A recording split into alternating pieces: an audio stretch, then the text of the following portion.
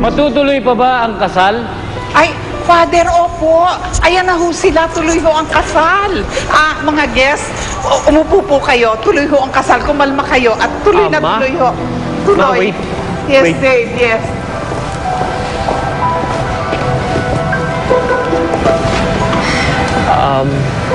Pasensya na po kayong lahat.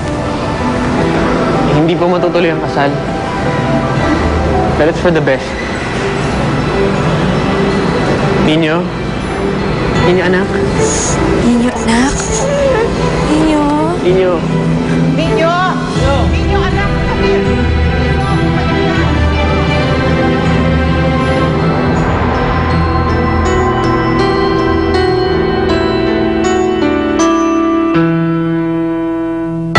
Sigurado ka bang ayaw mo pumasok? Hindi pa ako handa eh. Ayoko pa siyang makita. Nakasal na ho si Dave. Pwede mo, nalang mo muna kayo humingi ng tulong sa kanya. Ay, kalimutan niyo na ho siya. Baka natatakot ka na. Pag makita mo siya ulit, makalimutan mo na ako.